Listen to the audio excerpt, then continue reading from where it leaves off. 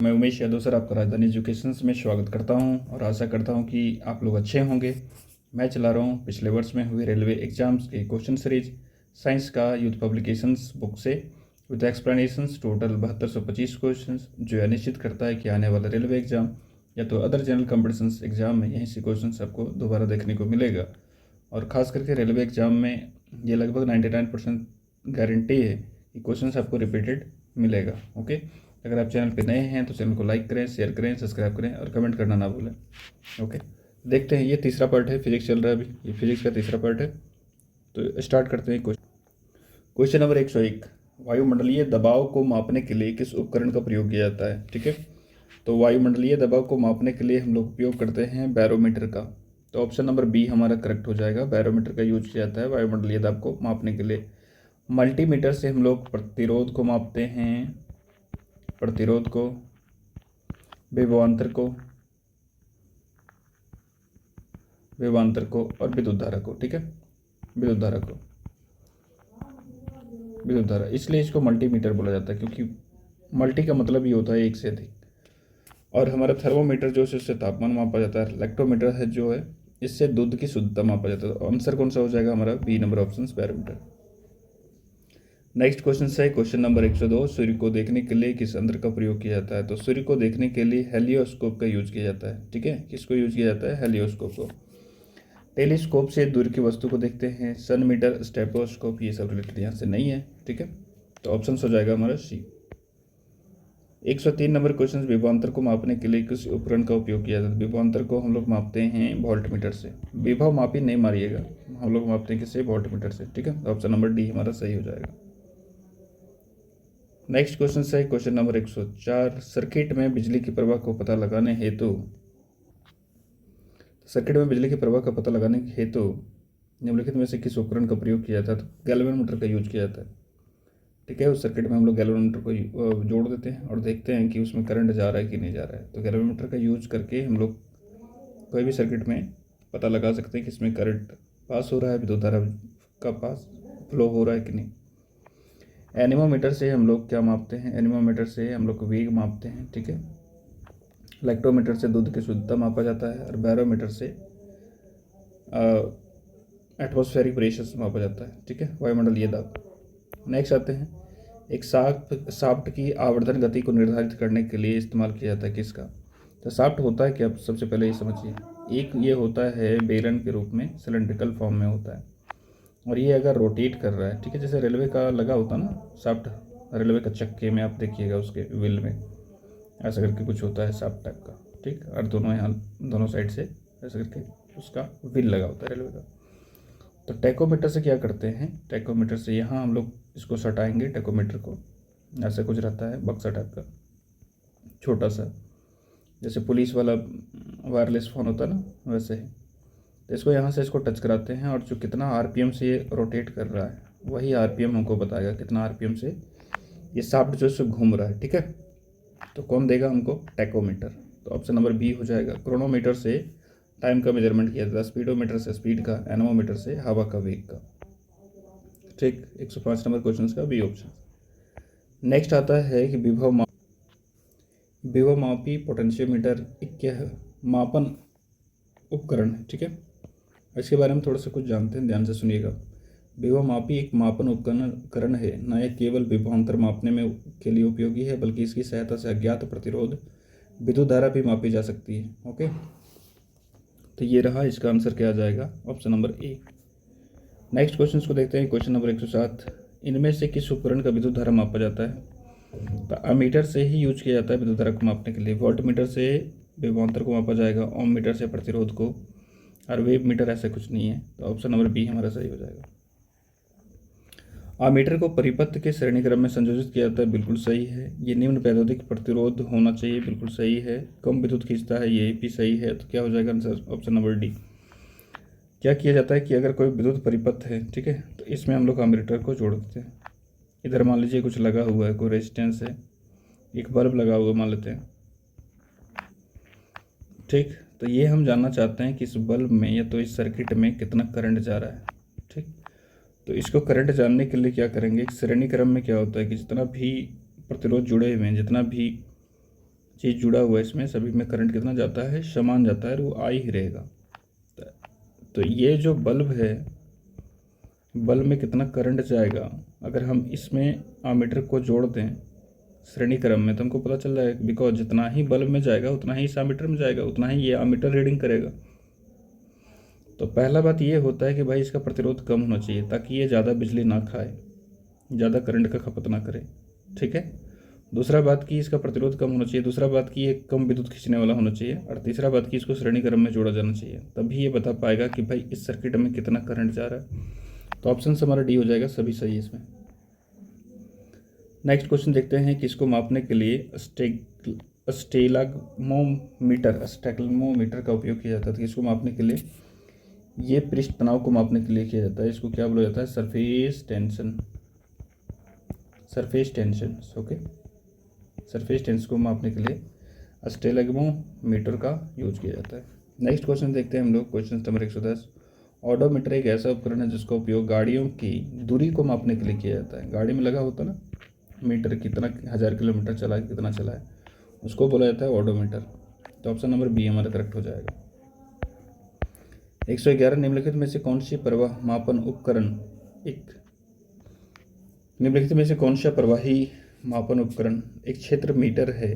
तो इसको बोला जाता है कौन सा, इसका नाम है पिटोट ट्यूब, ठीक है। इसका नाम क्या है, पिटोट ट्यूब का यूज़ करके मापा जाता है। इसको डिटेल में नहीं जाना है, बट थोड़ा सा ध्यान में रख लीजिए इसको।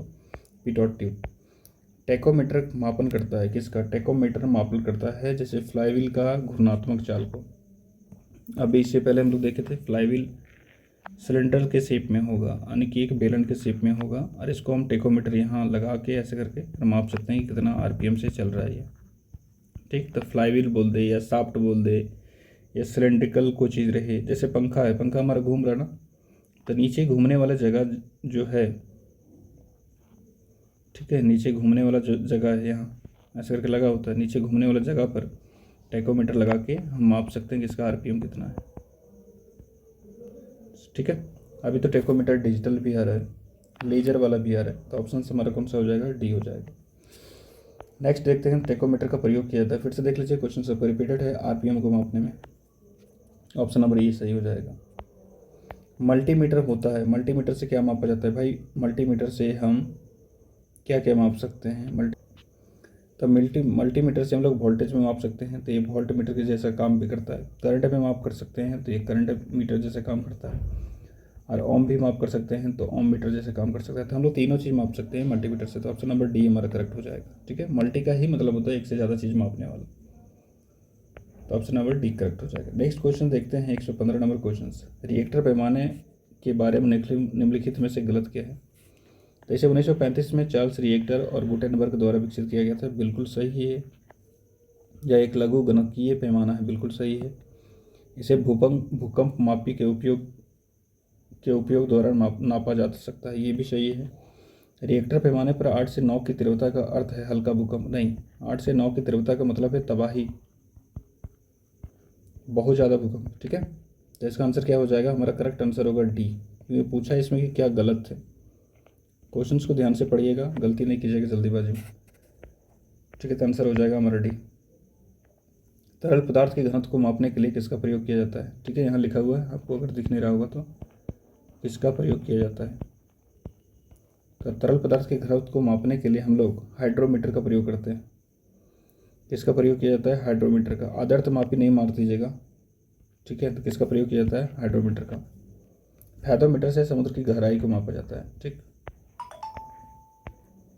पानी के अंदर की वस्तुओं को पता लगाने के लिए किस यंत्र का प्रयोग किया जाता है, तो इसमें प्रयोग किया जाता है किसका, सोनार का, ठीक है, सोनार का। और सोनार का फुल फॉर्म क्या हो जाएगा, यहाँ देखिए 2-3 को फुल फॉर्म है, उसको आप देख लीजिए, किसी न किसी एग्जाम में आपको देखने को मिल जाएगा सोनार का। तो सोनार का फुल फॉर्म क्या होता है, साउंड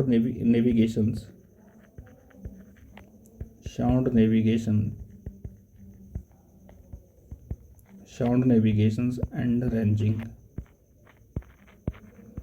आपको अगर पूछेगा, तो हम इंग्लिश में लिख दे रहे हैं, आपको अगर पूछेगा कि सोनार का फुल फॉर्म क्या होता है, तो क्या याद रखिएगा, SO से हो जाएगा साउंड, N से नेविगेशन, A से एंड, एंड R से रेंजिंग। इसका हिंदी में नहीं लिखेगा, ऐसे ही रहेगा, लेकिन देवनागरी लिपि में सिर्फ लिख देगा इसको, ठीक है। एक और फुल फॉर्म आता है किसका, लेजर का। एक और फुल फॉर्म आता है लेजर का, तो इसका क्या होता है फुल फॉर्म, लाइट एम्प्लीफिकेशंस। लाइट एम्प्लीफिकेशंस आपको हिंदी में लिखा मिलेगा, लेकिन सही चीज़, लाइट को ऐसे लिख देगा, लाइट एम्प्लीफिकेशंस बाय स्टिमुलेटेड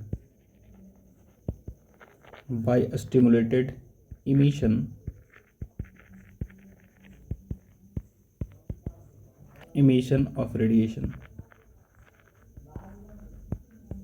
ठीक है, तो इसका जो फुल फॉर्म है काफ़ी इंपॉर्टेंट है, ध्यान में रखिएगा इसको। और एक रडार का फुल फॉर्म पूछता है, रडार का, तो रडार का फुल फॉर्म क्या होता है, रेडियो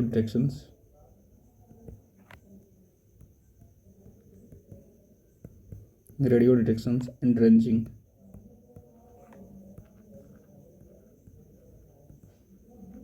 ठीक है, तो अब कन्फ्यूज नहीं होना, ये तीनों फुल फॉर्म को आप लिख लीजिए, इसको याद कर लीजिए, क्योंकि आपको ये देखने को मिलेगा ही। तो इसका आंसर क्या हो जाएगा, पानी के अंदर की वस्तुओं को पता लगाने के लिए किस यंत्र का प्रयोग किया जाता है, तो ये किया जाता है हमारा सोनार का। ठीक है, जैसे पनडुब्बी ये सब है ना, तो उसके नीचे लगाया जाता है।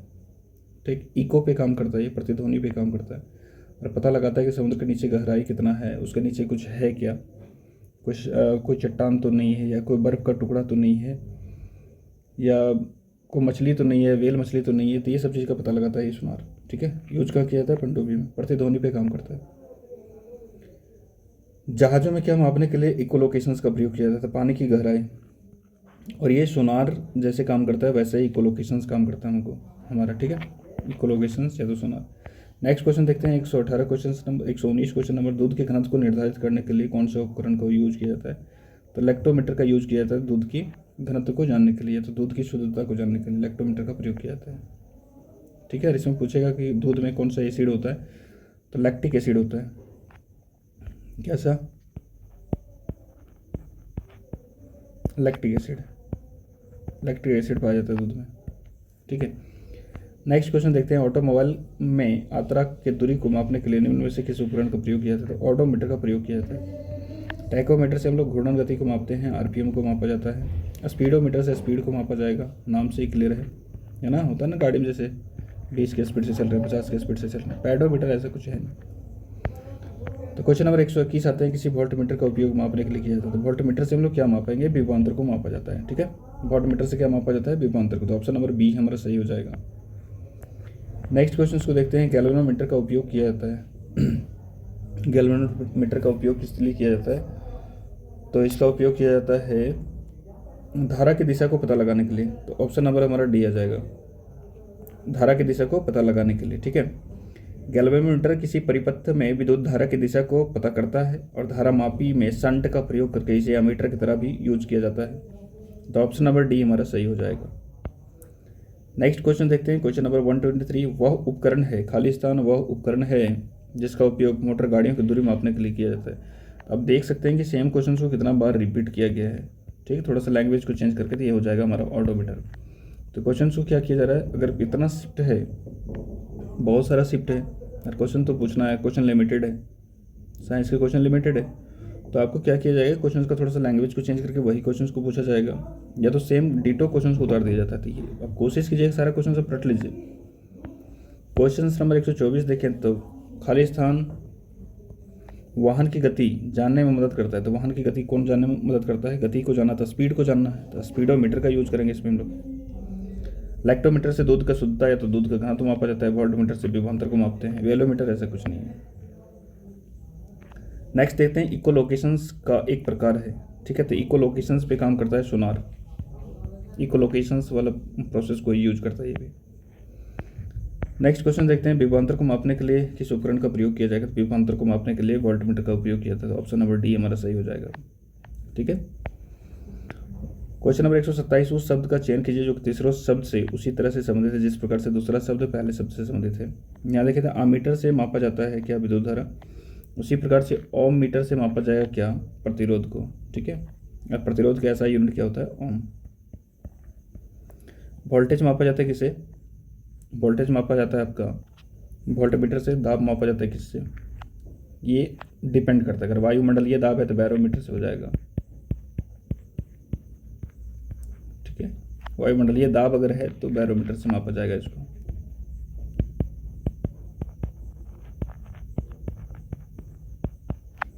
और गति मापते हैं हम लोग, अगर गाड़ी की गति जानना है, अब गति पे डिपेंड करता है कि कौन सा गति है। अगर लिनियर रैखिक गति है तो इसको मापते हैं हम लोग स्पीडोमीटर से। अगर गाड़ी में जो लगा होता है स्पीडोमीटर। नेक्स्ट क्वेश्चन देखते हैं। खाली स्थान का प्रयोग करके हवा की शक्ति और वेग को मापने के लिए यूज किया जाता है। तो एनीमोमीटर का यूज करते हैं हवा के शक्ति या तो फिर उसका वेग मापने के लिए, ठीक है। तो एनीमोमीटर का उपयोग कहाँ किया जाता है? एरोप्लेन ये सब में किया जाता है, ठीक। तो ऑप्शन नंबर डी हो जाएगा हमारा। क्वेश्चन नंबर 129 देखते हैं। मोटर गाड़ी का ओडोमीटर क्या मापता है? आप देख सकते हैं कितना क्वेश्चन को रिपीट किया गया है, सो ठीक है। तो इसका आंसर क्या हो जाएगा? दूरी मापने के लिए यूज किया जाता है, तो ऑप्शन नंबर बी हो जाएगा। क्वेश्चन नंबर 130 निम्नलिखित में से किसमें केवल परिमाण होता है, दिशा नहीं होती? सिर्फ परिमाण होता है, लेकिन सिर्फ मैग्नीट्यूड होता है। परिमाण का मतलब क्या हो जाएगा? मैग्नीट्यूड, मैग्नीट्यूड और नो डायरेक्शन, जिसमें दिशा नहीं होता है। हिंदी में लिखा हुआ है, इंग्लिश में हम लिख दे रहे हैं। सिर्फ मैग्नीट्यूड होता है, डायरेक्शंस नहीं होता है। वही बोला कि किसमें सिर्फ केवल परिमाण होता है, दिशा नहीं होता है, ठीक है। इसके मतलब क्या है कि दो क्वांटिटी होते हैं, दो राशि होते हैं हमारे पास, सदिश और अदिश। सदिश क्या है? सदिश कहता है कि इसके पास दोनों होना चाहिए, मैग्नीट्यूड भी होना चाहिए और डायरेक्शंस भी होना चाहिए। और इसके पास सिर्फ मैग्नीट्यूड होता है, डायरेक्शंस नहीं होता है, ठीक है। मैग्नीट्यूड होता है, डायरेक्शंस नहीं होता है, ये नहीं होगा। तब विस्थापन, विस्थापन का दूरी मतलब विस्थापन में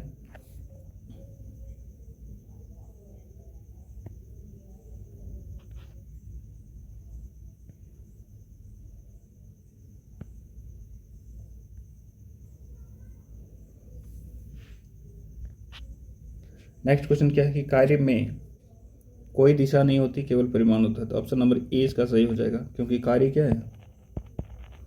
कार्य एक अदिश राशि है। अदिश राशि बोले तो स्केलर है, और स्केलर में सिर्फ परिमाण होता है, सिर्फ मैग्नीट्यूड होता है, डायरेक्शंस नहीं होता है। तो ऑप्शन नंबर ए इसका करेक्ट हो जाएगा। 133 नंबर क्वेश्चन देखते हैं। अब यहाँ से थोड़ा न्यूमेरिकल स्टार्ट होता है, ध्यान से इसको समझते जाइएगा, काफ़ी आपको हेल्प करेगा। 20 न्यूटन का एक बल एक वस्तु को 2 मीटर की दूरी विस्थापित कर देता है और 20 जूल का कार्य करता है। तो बल और विस्थापन के बीच कौन कितना होगा? तो सबसे पहले ये जानना पड़ेगा कि एक वस्तु है, ठीक, एक बॉडी है, इस पर फोर्स लगा और इसको विस्थापित कर दिया यहाँ तक, ठीक है। ये दोनों के बीच की जो दूरी दिया है, जो कितना है? 2 मीटर। दोनों के बीच की दूरी जो है सो 2 मीटर है। और बल कितना लगाया गया इसमें? 20 न्यूटन का। और कार्य कितना हुआ है? 20 जूल का, ठीक है। तो फार्मूला हमारे पास क्या होता है इसका कि कार्य बराबर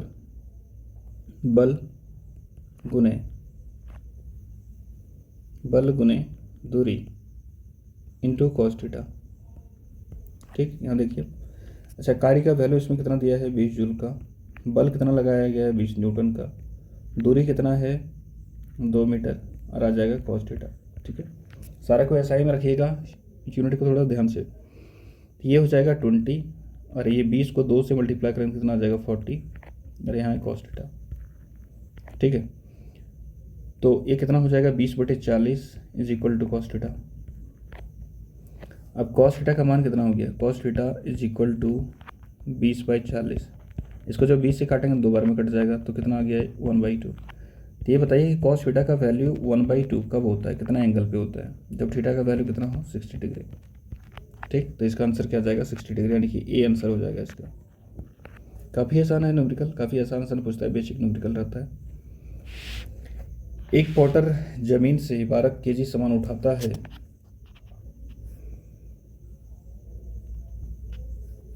एक पॉटर जमीन से 12 kg सामान उठाता है और उसे जमीन से 1.5 मीटर ऊपर अपने सर पर रखता है। तो सामान पर उसके द्वारा किए गए की गणना करें। कहने का मतलब कुछ नहीं, एक आदमी है, ठीक है, और ये सामान रखा हुआ है। सामान कितना है? 12 kg। अब एक आदमी जो है सो क्या करता है? इस सामान को उठा के अपने सर पर रखता है। तो सामान को जब उठाया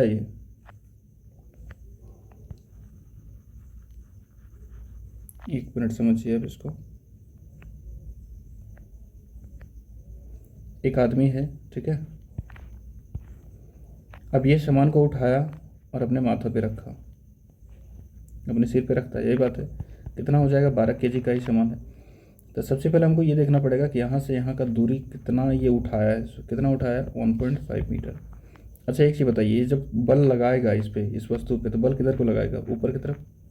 और विस्थापन भी किधर हो रहा है? ऊपर की तरफ। यानी कि दोनों के बीच में एंगल कितना बनेगा? दोनों अगर सेम डायरेक्शन में हो रहा है, विस्थापन भी ऊपर की तरफ और बल भी जो लगा रहा है ये आदमी ऊपर की तरफ ही लगा रहा है, दोनों के बीच एंगल कितना बनेगा? 0 डिग्री का। तो कार्य होता क्या है? यहाँ जो कार्य हो जाएगा हमारा, सो क्या होगा?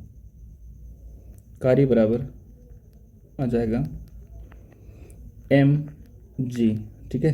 कम से कम mg फोर्स लगाना पड़ेगा हमको, क्योंकि mg फोर्स कौन लगा रहा है? नीचे से पृथ्वी। तो mg फोर्स हमको लगाना पड़ेगा उस वस्तु को उठाने के लिए, कम से कम उतना या तो उससे अधिक, ठीक।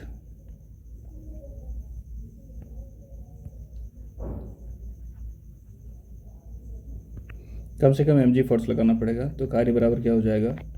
mg, और जितना ऊपर उठाया जा रहा है, मतलब ये स्थितिज ऊर्जा के बराबर ही कार्य करेगा। m का वैल्यू कितना है? 12 kg। g का वैल्यू 10 ले लेते हैं, क्वेश्चन में दिया हुआ रहेगा, और दिया हुआ नहीं रहेगा तो आप न्यूमेरिकल बना रहे हैं 10 ले लीजिए, या 9.8 भी ले सकते हैं, लगभग आंसर आएगा। और h का वैल्यू कितना कितना ऊपर उठा रहा है? 1.5 मीटर। तो ये आ जाएगा जूल में, mgh का फॉर्मूला लगा के, ठीक है। यहाँ से पॉइंट को हटाएंगे, नीचे 10 आएगा, ये 10 से 10 कट जाएगा, 12 को 15 से गुना करेंगे तो 180 जूल हो जाएगा। तो आंसर कौन सा है? सी। नेक्स्ट क्वेश्चन देखते हैं, क्वेश्चन नंबर 135। देखिए, एक हवाई जहाज इतना मीटर की दूरी पर तय करता है और उसमें किया गया कार्य अगर कितना है? 20,000 जूल है, तो लागू किया गया बल ज्ञात कीजिए, ठीक है। तो कार्य बराबर, सिंपल फॉर्मूला खाली आप ध्यान में रखिए, क्वेश्चन बन जाएगा। क्या होता है? बल गुने विस्थापन, बल गुने विस्थापन, ठीक है। तो बल का वैल्यू कितना? अच्छा कार्य कितना दिया है? 20,000 जूल। बल कितना है? ये तो दिया नहीं है, बल को हम लोग एफ मान लेते हैं। विस्थापन कितना है?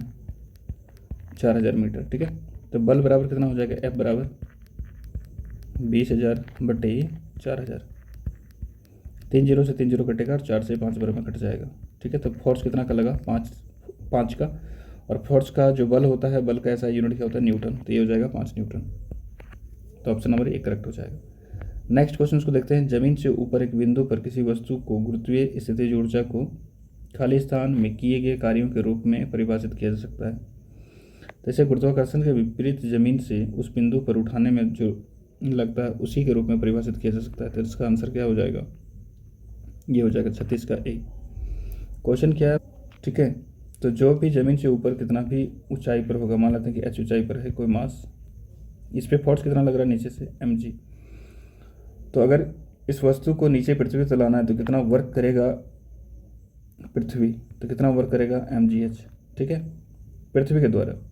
अगर हम इस पे वर्क करते हैं तो कितना वर्क करेंगे? वो भी mgh होगा। वो डायरेक्शंस पे डिपेंड करता है कि किस में पॉजिटिव आएगा किस में नेगेटिव आएगा। तो इसका आंसर कौन सा हो जाएगा? ऑप्शन नंबर ए, ठीक। नेक्स्ट क्वेश्चन को देखते हैं। नेक्स्ट क्वेश्चन नंबर 137, न्यूमेरिकल है ये भी।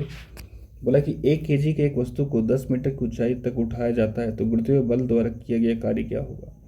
अच्छा एक बात बताइए, एक वस्तु रखा हुआ है यहाँ, ठीक है, एक वस्तु रखा हुआ है यहाँ और इसको उठा के लाया जा रहा है यहाँ तक। हम बोले कि ये जो ऊंचाई हुआ सो h हुआ, ठीक। इस पे नीचे की तरफ लगेगा mg, ठीक है, mg लगेगा।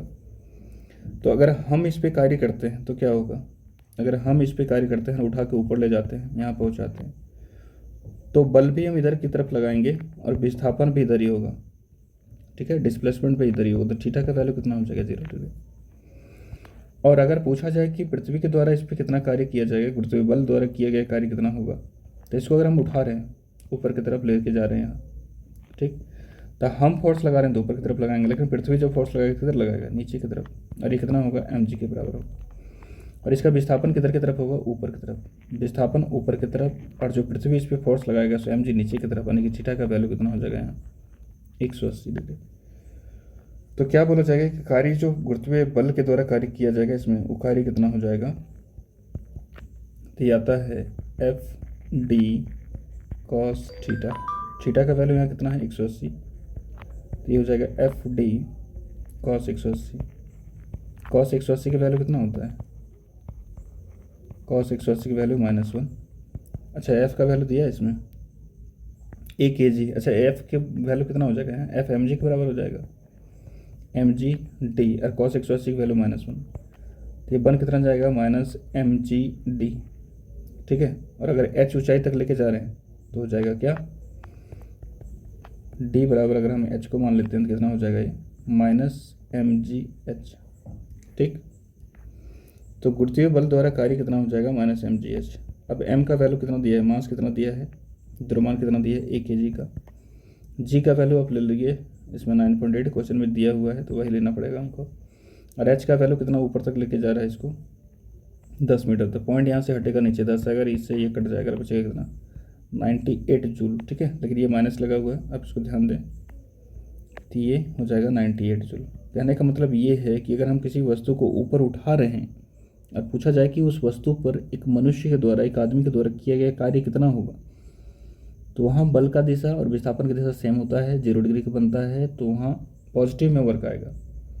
और अगर हम किसी चीज़ को नीचे से ऊपर उठा रहे हैं और पूछेगा कि गुरुत्वीय बल के द्वारा किया गया उस पर कार्य कितना होगा, तो ऊपर उठा रहे हैं, नीचे बल लगाएगा mg, और दिशा है ऊपर की तरफ, ऊपर जा रहा है, विस्थापन ऊपर की तरफ है, तो दोनों के बीच में कौन बनेगा 180 डिग्री का, तो वहाँ हो जाएगा माइनस में, तो इसका आंसर आएगा -98 जूल। ये दोनों चीज़ को ध्यान में रख लीजिएगा, पूछा क्या है।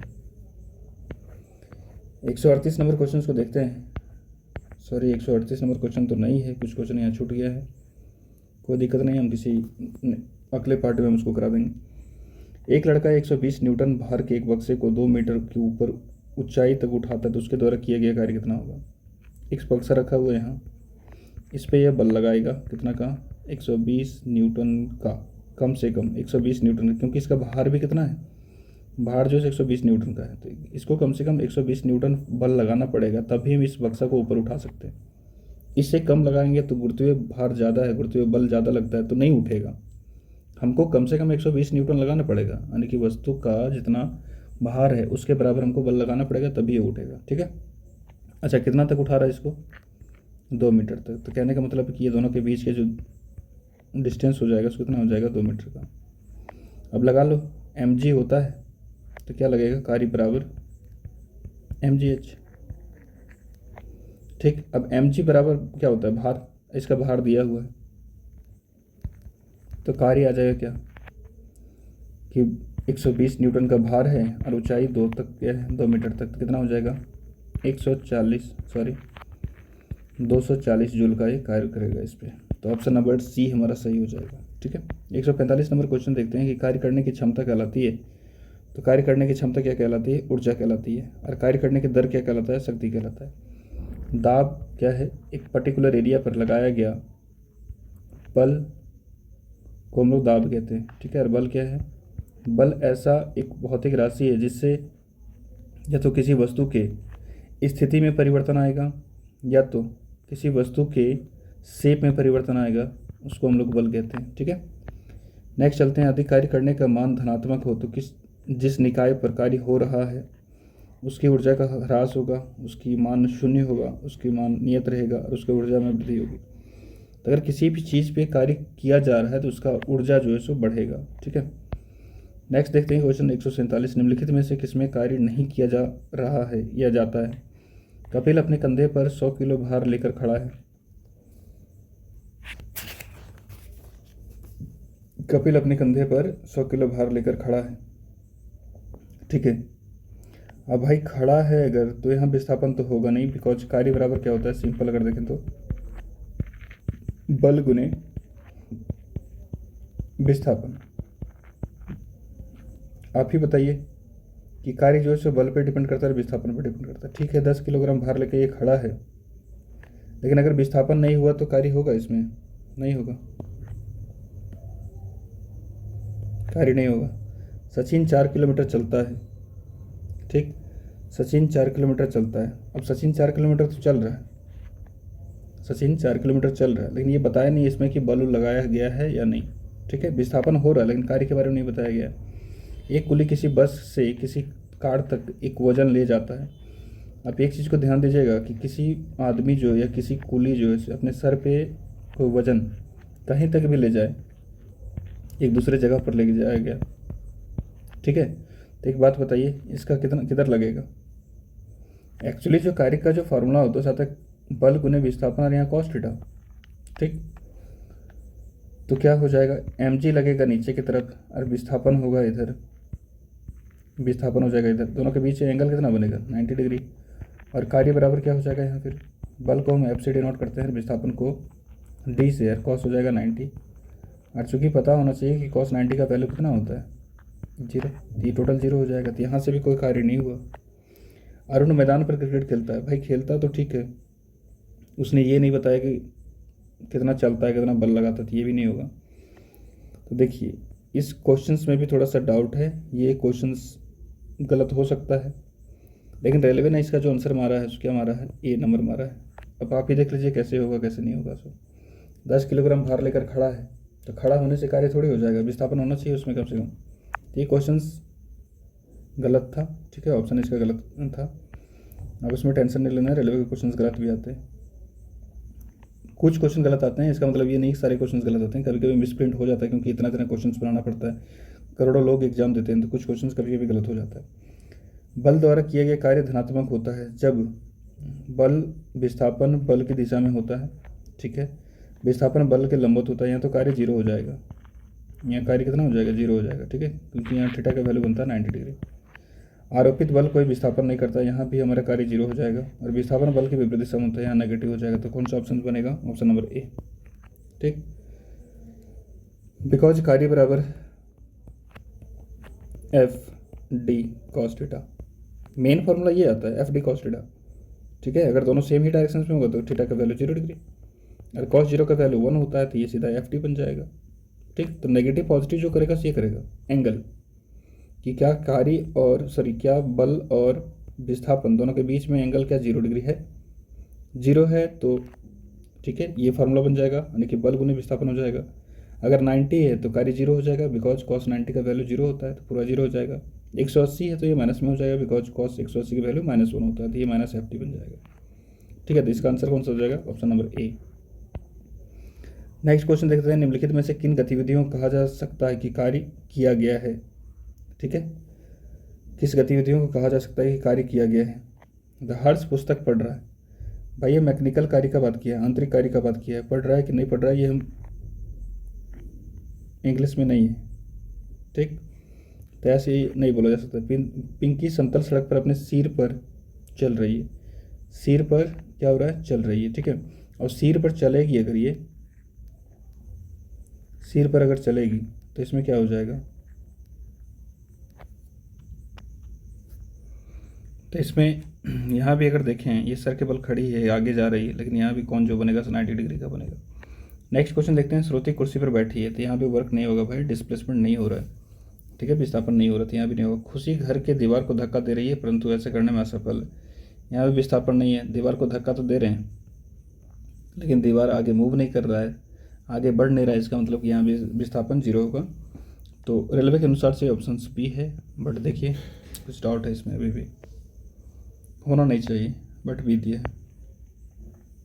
एक कुली 100 मीटर की दूरी तक 500 न्यूटन का भार उठाता है और उसके द्वारा किया गया कार्य कितना होगा। 151, 150 कहाँ गया, 150 नंबर क्वेश्चन मिसिंग है, उसको जो क्वेश्चन छूटा वो हम करा देंगे किसी दूसरे वीडियो में, ठीक है। 151 नंबर क्वेश्चन क्या कहता है कि एक कुली है जो 100 मीटर की दूरी तक 500 न्यूटन का भार उठाता है। तो यहाँ क्या है कि भार उठाया है, सर पे रखा है, अच्छा mg लगेगा इसका, ठीक है, mg लगेगा और मूवमेंट हो रहा है इधर, बॉडी जो ये कुली जो है किधर की तरफ चल रहा है, आगे की तरफ, और कितना चलता है ये 100 मीटर चलता है, ठीक है। तो वस्तु भी इधर ही जा रहा होगा 100 मीटर, लेकिन दोनों के बीच में एंगल कितना है 90 डिग्री, और एंगल जब 90 डिग्री होगा तो कार्य का फॉर्मूला क्या आता है, कार्य बराबर बल गुने विस्थापन इंटू कॉस थीटा। बल को अगर हम F से दिखाते हैं, विस्थापन को अगर हम D से दिखाते हैं तो क्या बन जाएगा, एफ एस कॉस थीटा, और वो कार्य को W से लिखते हैं। तो W बराबर हो जाएगा F D cos theta, sorry F D cos theta हो जाएगा, ये मेन फार्मूला इसका। और दोनों के बीच में अगर कोण 90 डिग्री बन रहा है तो कितना आ जाएगा, एफ डी कॉस 90, और कॉस 90 का वैल्यू बराबर 0। ये कितना हो जाएगा, टोटल 0 हो जाएगा, 0 से कुछ मल्टीप्लाई करें 0 हो जाएगा, ऑप्शन नंबर सी इसका करेक्ट हो जाएगा। ठीक है, तो ये पार्ट था हमारा कौन सा, ये तीसरा पार्ट था जो फिजिक्स का चल रहा है। अगर आप चैनल पे नए हैं तो चैनल को लाइक करें, सब्सक्राइब करें, शेयर करें और कमेंट करना ना भूलें। थैंक यू, जय हिंद।